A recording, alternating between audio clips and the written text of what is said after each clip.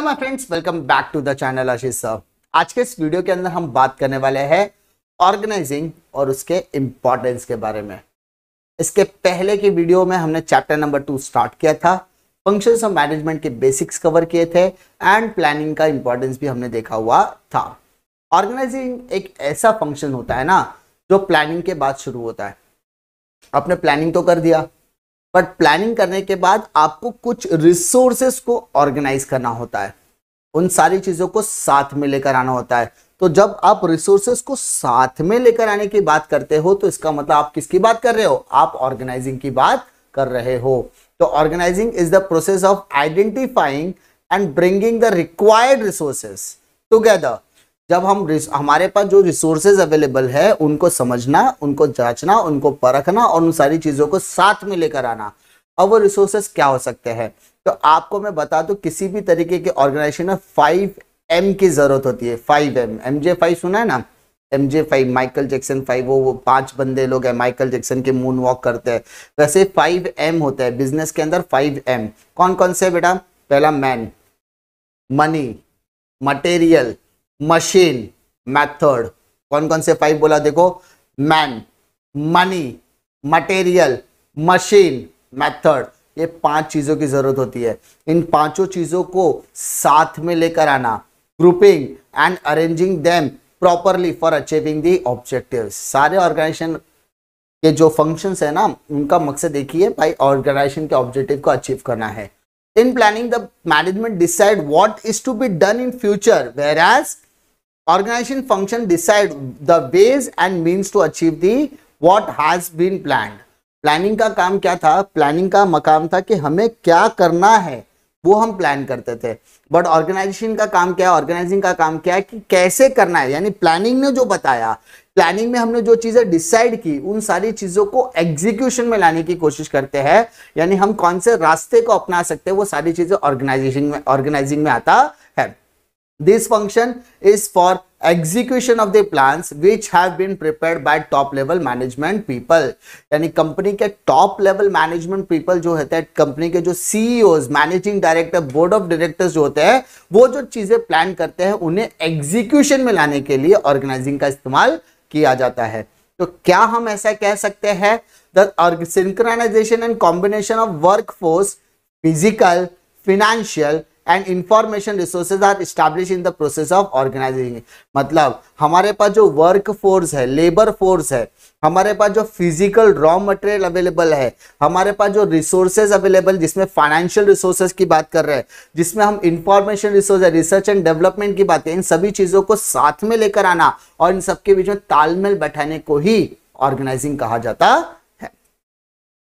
Definitions. The term organization used to denote the structure. It is a limit or a group of people who come together to achieve common goal, whereas organizing is a process of function. Some of the ठीक है, organisation का मतलब क्या होता है कि एक structure को बनाना। ऑर्गेनाइजेशन का मतलब होता है एक स्ट्रक्चर को बनाना। इसका मतलब जब ग्रुप ऑफ पीपल, ठीक है, जब ग्रुप ऑफ पीपल साथ में आते हैं एक कॉमन मकसद के लिए, इसको ऑर्गेनाइजेशन बोलेंगे। लेकिन ऑर्गेनाइजिंग का मतलब होता है it is a process, it is a function, जहां पर हम सभी लोगों को साथ में लेकर आते हैं। अब कुछ डेफिनेशंस दिया, देखो। पहला डेफिनेशन दिया है मूनी एंड रेली का। क्या देखा था? Organisation is the form of every human association for the attainment of common purpose. Organisation, ठीक है, इस तरीके का ह्यूमन एसोसिएशन है, यानी जहां पर लोग साथ में आते हैं, लोग मिलकर काम करते हैं और काम करने का मकसद एक ही है, दैट इज ऑर्गेनाइजेशन ऑब्जेक्टिव। यानी coming when the group of people coming together for doing a common objective, organization objectives, उसी को हम लोग कहते हैं ऑर्गेनाइजेशन, ऑर्गेनाइजिंग एक्टिविटी, ऑर्गेनाइजेशन। जब कुछ लोग साथ में आते हैं एक काम करने के लिए, एक ऑब्जेक्टिव के लिए, तो उसे हम लोग कहते हैं ऑर्गेनाइजेशन। नोट्स ओ डैनियल का क्या कहना है? देखो बेटा, organisation involves a grouping of activities necessary to accomplish goals and plans, the assignment of these activities to appropriate department and the provision of authority, delegation and coordination. Organisation का काम होता है ग्रुप ऑफ एक्टिविटीज को साथ में लेकर आना, ताकि वो गोल्स, जो भी गोल और जो भी प्लान है उसको एग्जीक्यूट कर सके। इसी के साथ साथ वो एक्टिविटीज को असाइन करने की कोशिश करता है डिफरेंट डिफरेंट डिपार्टमेंट को, अप्रोप्रिएट डिपार्टमेंट को, ताकि वो अपनी जिम्मेदारी को समझे, अपनी अथॉरिटी को समझे, अपने डेलीगेशंस को समझे और सभी के साथ कोऑर्डिनेशन के साथ क्या करे, काम कर सके। थर्ड, थियो हेमन का डेफिनेशन क्या कहता है, organising is the process of defining and grouping the activities of the enterprise and establishing the authority relationship among them. In performing and organizing the function, the manager defines, departmentalizes and assigns activities so that they can be most effectively executed. Same चीज, organisation is the process जहां पर हम grouping of activities करते हैं, defining of activities करते हैं, जहां पर हम सबकी जिम्मेदारियों को, सबके अधिकारों को डिफाइन करने की कोशिश करते हैं और उनको वो जिम्मेदारी देते हैं कि भाई साहब आपको कंपनी के ऑब्जेक्टिव्स के लिए काम करना है, आपको वो सारी चीजों को बोलते हैं ना एक पर्टिकुलर ऑर्गेनाइज मैनर में काम करना है और उनको वो काम सौंप दिया जाता है उनके, जैसे परचेसिंग डिपार्टमेंट को कहा गया कि आप रॉ मटेरियल परचेस करके लाओ और हमें दो। रिसर्च एंड डेवलपमेंट को कहा जाता है कि आप मार्केट में घुस जाओ और मार्केट में रिसर्च करो कि किस रॉ मटेरियल की हमें जरूरत है, ऑर्गेनाइजेशन की क्या नीड है और कस्टमर्स की क्या नीड है। फाइनेंशियल डिपार्टमेंट को कह दिया जाता है कि परचेस डिपार्टमेंट ने जितना भी रॉ मटेरियल परचेस किया उनको बरोबर से फाइनेंसेस आप दे दो। रॉ मटेरियल लाने के बाद प्रोडक्शन डिपार्टमेंट को कहा जाता है कि जो भी रॉ मटेरियल आपको परचेस डिपार्टमेंट लाकर देगा आप उससे रिसर्च एंड डेवलपमेंट की मदद से प्रोडक्ट को डेवलप करो और उसकी पैकेजिंग करके आप बाहर दो। सेल्स डिपार्टमेंट को कहा जाएगा कि आपको जो प्रोडक्शन डिपार्टमेंट ने आउटपुट निकाल कर दिया आप उसको प्रॉपर तरीके से सेल करने की कोशिश करो। प्रमोशन डिपार्टमेंट को कहा जाएगा कि सेल करने के लिए हमें प्रमोशन की जरूरत है तो आप उसको एग्जीक्यूशन में लेकर आओ, एडवर्टाइजमेंट करो, प्रमोशन करो, सेल्समैन को अपॉइंट करो, आप शाहरुख खान को अपॉइंट करो, कुछ भी करो, आप प्रमोट करके माल को सेल करो। सेल करने से सेल करोगे तो प्रॉफिटेबिलिटी आएगी। तो सभी के सभी को काम असाइन करने को ही हम ऑर्गेनाइजिंग कहा सकते हैं। यहां पर हम सभी को साथ में लेकर आ रहे हैं, ऑर्गेनाइज कर रहे हैं और उनके अथॉरिटीज को हम असाइन करके रखने वाले हैं। ठीक है, अब हम लोग बात करते हैं what are the importance of organising. अगर आप लोग कहो तो शॉर्ट में भी समझा सकते हो, डिटेल में भी, लेकिन मेरा मानना यह है शॉर्ट में नहीं, डिटेल में करोगे तो it will help you a lot. Organising, importance of organising में फर्स्ट सेम वैसे ही नीड, इंपॉर्टेंस और सिग्निफिकेंस एक ही तरीके का क्वेश्चन हो जाएगा। Facilitates administration as well as operation. क्या कहता है देखो, ऑर्गेनाइजिंग प्रोसेस क्या कहता है कि identify a group of activity, grouping and assigning, जैसे हमने डिफिनेशन में पढ़ा था वही चीजें यहाँ पर वापस से लिखी गई है, बाकी इसमें कुछ नहीं है। ठीक है, assigning the activities is the task of administration whereas the processing according to the operational activity. Thus organization facilitates administration as well as operation of the organization due to proper grouping of task and the employee. There is an increase in the production and reduction in the wastage. Duplication of work is restricted. Effective delegation becomes possible. जो चीजें मैंने अभी आपको बताई कि अगर हम काम को पहले से ही सारे लोगों को काम को बांट देंगे, सारे डिपार्टमेंट को साथ में लेकर आके उनके अथॉरिटीज को असाइन कर देंगे तो कोई किसी का काम करेगा नहीं, वर्क का डुप्लीकेशन नहीं होगा, वो अपने काम के लिए खुद जिम्मेदार होगा, असाइन करेगा, किए गए काम को वो प्रॉपर तरीके से एग्जीक्यूट करने की कोशिश करेगा। अगर कोई अपना काम अपनी एफिशिएंसी से अच्छा करेगा तो ऑब्वियसली प्रोडक्शन बढ़ेगा, प्रोडक्शन बढ़ेगा तो वेस्टेज की रिडक्शन होगी, जिससे हमको फायदा मिलने वाला है, तो हमको मतलब ऑर्गेनाइजेशन को फायदा मिलने वाला है। Second, bring specialisation. My dear students, हमने बताया हम सबको बुलाकर क्या कर रहे, अथॉरिटी को असाइन कर रहे, काम को असाइन कर रहे। तो it brings a network of relationship in which work is divided into the unit और department. This division of work helps in bringing the specialization. जब आप काम को क्या कर रहे हो बेटा, डिवाइड कर रहे हो, तो ऑब्वियसली वो अपनी एफिशिएंसी के साथ काम करेगा, वो अपने नॉलेज के हिसाब से काम करेगा, वो अपनी स्किल के हिसाब से काम करेगा, तो काम तो स्पेशलाइज तरीके से होने वाला है। In various activities, specialization in activities leads to increase in organization efficiency. Obviously, specialization, मुझे पता है मैं अकाउंट्स पढ़ाने वाला हूँ, मेरे को पता है मैं ओसी पढ़ा रहा हूँ, मेरे को पता है मैं एसपी पढ़ा रहा हूँ, तो मुझे पता है मैं क्या पढ़ा रहा हूँ। एट वन टाइम मैं एक सब्जेक्ट पे फोकस कर रहा हूँ, तो it brings me this specialisation. Master of commerce करने का कुछ तो एडवांटेज होना चाहिए। भाई साहब मेरा अकाउंट्स पढ़ा के हो गया तो ऑब्वियसली मैंने आपको अकाउंट्स का पूरा एक साल मैंने कॉन्सेंट्रेट करके अकाउंट्स पढ़ाया है, आप डिस्क्रिप्शन में आके फायदा ले सकते हो। तो आप वहां पर इस बार हम लोग क्या करें, सारे थ्योरी सब्जेक्ट के ऊपर फोकस करें, बच्चों की डिमांड के हिसाब से सर आपसे ही पढ़ना है, तो वो सारी चीजें तो मैं क्या करो, कॉन्सेंट्रेट कराओ एट अ वन टाइम में, पहले एक सब्जेक्ट का पूरा कमिटमेंट कंप्लीट करा, जैसे वो सब्जेक्ट कंप्लीट हो रहा है तो मैं सेकंड सब्जेक्ट के ऊपर कॉन्सेंट्रेट कर रहा हूं। तो उससे मुझे क्या हो रहा है, स्पेशलाइजेशन की मुझे एक मेरे माइंड सेट हो चुका है ना कि मुझे जो जिम्मेदारी दी गई है मैं वो जिम्मेदारी को फुलफिल करने की कोशिश कर रहा हूं। थर्ड, डिफाइन जॉब्स प्रॉपरली, काम को बांट दिया गया। ऑर्गेनाइजेशन स्ट्रक्चर ने क्या कहा कि putting the right man for the right job which can be done, selecting people with the various department according to their qualification, skills and experience. This is helping the defining the job properly which clarify the role of every person.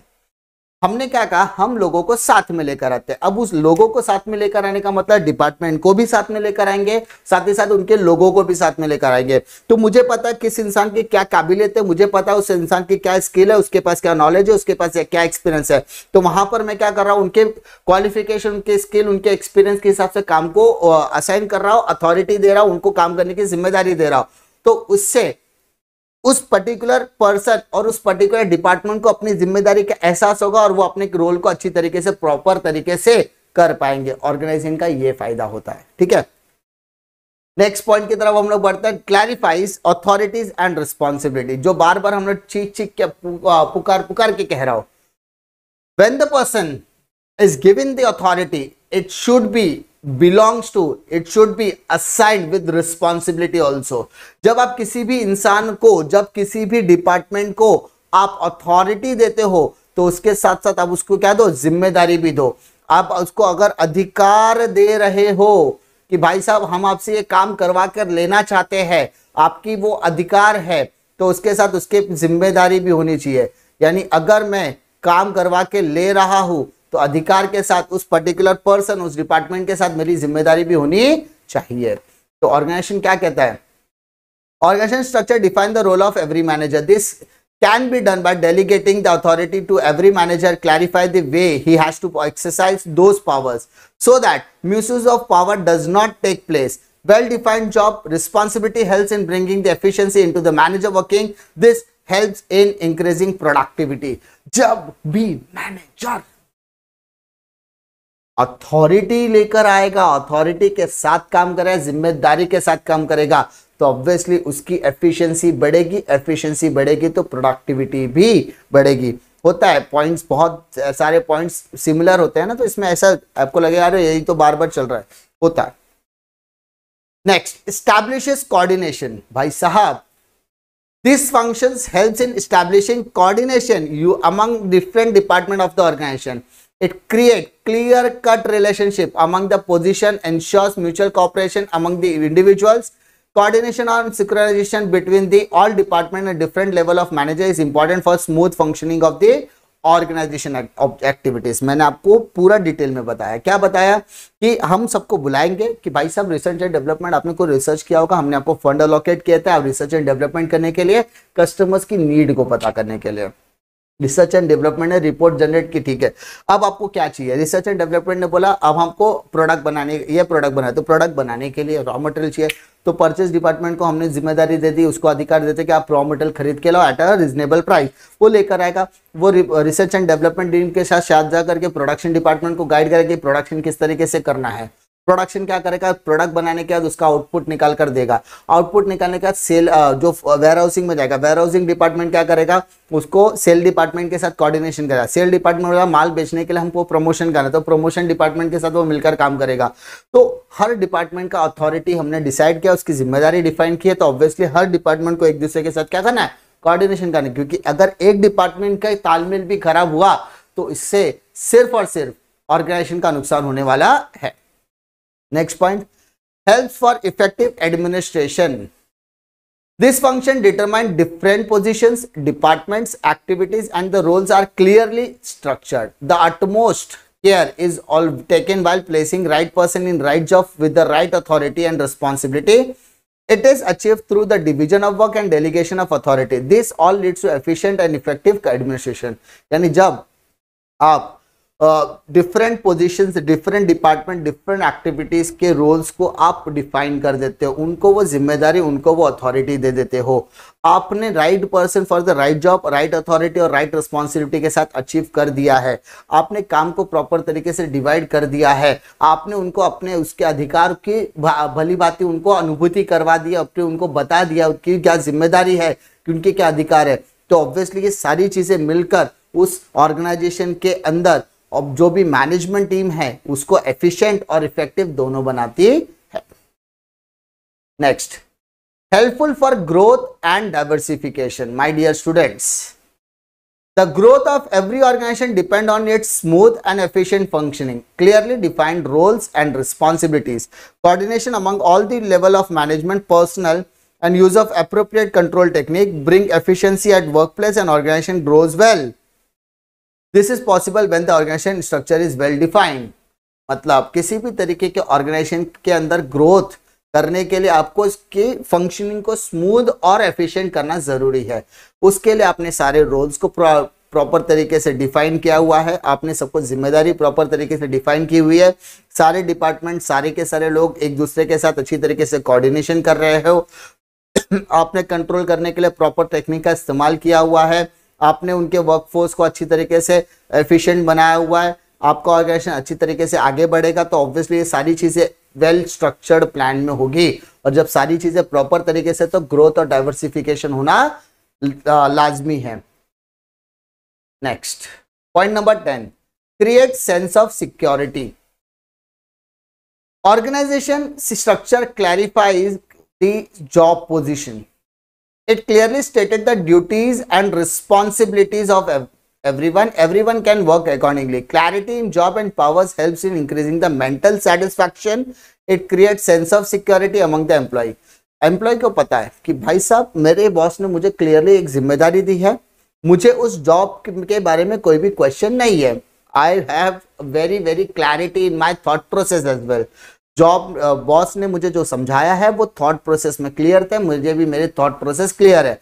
जब आप अपने काम को बांटते समय, organisation जब काम को अलोकेट करता है, जॉब ड्यूटीज और रिस्पॉन्सिबिलिटी बांट देता है, तो आपको काम करने में जब क्लैरिटी है तो आपका मेंटल सेटिस्फैक्शन अच्छा रहता है। आपको पता है कि आपको काम कैसे करना है, कब कंप्लीट करना है, किसे रिपोर्ट करना है, सारी चीजें। तो आपको पता है कि आपके काम करने का एक तरीका है, वो तरीका कंप्लीट होने के बाद रिपोर्टिंग करेंगे। तो इससे आपको सेटिस्फैक्शन भी मिलेगा, साथ ही साथ आपको सिक्योरिटी, जॉब सिक्योरिटी, क्योंकि आपसे गलती होने के चांसेस कम हो जाते हैं, क्योंकि आपको काम बताया गया है। आपको जो बताया गया है आपको वो काम सिर्फ करना है। There is no confusion. If there is no confusion, तो obviously आप अपने काम को अच्छी तरीके से करोगे। It should not create a problem. It should not create a confusion. अगर confusion create नहीं है तो obviously job security आपकी बनी रहती है, because it gives mental satisfaction. Scope for innovation. Organizing function clear the roles and activities to be performed. Employee can work by their new ideas. This provides enough space to the manager to develop talent and flourish the knowledge. This scope of innovation into the adopting new changes in the method of work is possible only through a set of organization structure. यानी आपने काम दे दिया, organisation का काम ही क्या होता है, organising function का काम क्या होता है, आपके रोल्स और आपकी एक्टिविटीज को हमने बता दिया, परफॉर्म करना है। एम्प्लॉय क्या करता है, वो अपने तरीके से काम करता है। अगर उसके काम करने का तरीका इनोवेटिव है, उसके काम करने का तरीका नया है, तो हम उस तरीके के नए आइडियाज को अडॉप्ट करना चाहते हैं। और जो एम्प्लॉय है वो टैलेंटेड है, उसको हम लोग को बोलते हैं ना मोटिवेट करना चाहिए, उसको हम उसके इनोवेशंस को अडॉप्ट करेंगे, नई टेक्निक को अडॉप्ट करेंगे और काम करने में उसको इस्तेमाल करेंगे, जिससे ऑर्गेनाइजेशन आगे जा सकता है। यानी अगर हमने काम दिया है, वो काम करने में आप बहुत मजा आ रहा है आपको, और आपने एक उसका जुगाड़ निकाल लिया, जुगाड़ इन द सेंस कि आपके पास वो काम करने का एक नया टेक्निक है और वो टेक्निक बहुत अच्छा है, जिससे आपका वर्कफोर्स बढ़ रहा है, आपका टाइम बच रहा है। तो वो टाइम अगर मैनेजर ने देखा कि अरे बहुत अच्छा काम कर रहा है, बहुत जल्दी काम कर रहा है, तो उसको पूछा भाई तू कैसे कर, बोले सर ऐसा ऐसा करेंगे तो फटाफट हो जाता है। अरे वाह वेरी गुड, इसको अप्रिशिएट, इसको आप मोटिवेट करो, आप रेम्युनरेशन भी बढ़ा सकते हो, आप उसको अप्रिशिएट करो, वर्ड ऑफ माउथ से आप अप्रिशिएट करो, और उसने जो तरीका इस्तेमाल किया है अब उसके तरीके को आप क्या कर सकते हो, अडॉप्ट भी कर सकते हो। ये सबका पॉसिबल जब आपका ऑर्गेनाइजेशन वेल स्ट्रक्चर्ड होता है। 10th point, helps in optimum utilisation of resources. ये फंक्शंस क्या बोलता है कि भाई साहब डिफरेंट जॉब है, डिफरेंट एम्प्लॉइज के पास काम करता है, तो सबका जॉब स्पेसिफिकेशन भी क्या होगा, डिफरेंट होगा। तो अगर आप, ठीक है, specialisation of works become possible, यानी अगर आप अपने एफिशिएंसी के हिसाब से, अपने एक्सपर्टाइज की वजह से, आप अपने एक्सपीरियंस के हिसाब से काम करते हो, तो ऑब्वियसली ये सारी चीजें पॉसिबल हो जाती है। तो right workforce utilises other resources optimum level, यानी अगर आपने सही पर्सन को सही काम पे लगाया है तो ऑब्वियसली वो अच्छी तरीके से काम करने वाला है, और इससे अपने को क्या मिलने वाला है, डिजायर्ड रिजल्ट मिलेगा, वो भी एक प्री डिफाइंड टाइम पीरियड के अंदर। इन शॉर्ट, ऑर्गेनाइजेशन के अंदर जब आप appointment of a right person for the right job करते हो, तो ऑब्वियसली वो अपने एक्सपीरियंस का इस्तेमाल करेगा, वो अपने स्किल का इस्तेमाल करेगा, वो अपने टैलेंट के हिसाब से काम करेगा, और उसको जो रिसोर्सेज अवेलेबल करवा के दिया गया है उसका वो वेस्टेज कम करेगा, और वो अपने काम को काम करने जो टाइम पीरियड उसको अलोकेट किया गया है उससे कम में करने की कोशिश करेगा। तो इसका मतलब वो अपने रिसोर्सेज का प्रॉपर यूटिलाइजेशन कर रहा है। आई होप आपको ऑर्गेनाइजिंग फंक्शन में कोई भी दिक्कत नहीं आएगी। किसी भी तरीके की डिफिकल्टी होती है तो आप जरूर कमेंट सेक्शन में कमेंट ड्रॉप कीजिए। तीसरी इंपॉर्टेंट चीज, अगर अभी तक आपने टेलीग्राम चैनल नहीं ज्वाइन किया तो प्लीज ज्वाइन कर लीजिए, उससे आपको सारे लेक्चर्स के अपडेट मिल जाने वाले हैं। और ये टेलीग्राम चैनल पूरा कंप्लीट तरीके से फ्री है, पूरा साल आपको वहां पर अपडेट मिलेगा, लेक्चर अपडेट के साथ साथ। उसके साथ साथ अगर वीडियो आपको पसंद आता तो लाइक करो, दोस्तों में जरूर शेयर कीजिए। इसी तरीके की वीडियो के लिए चैनल पे बने रहे। मिलता हूं मैं आपको अगले वीडियो में एक और नए लेक्चर वीडियो के साथ, तब तक के लिए जय हिंद।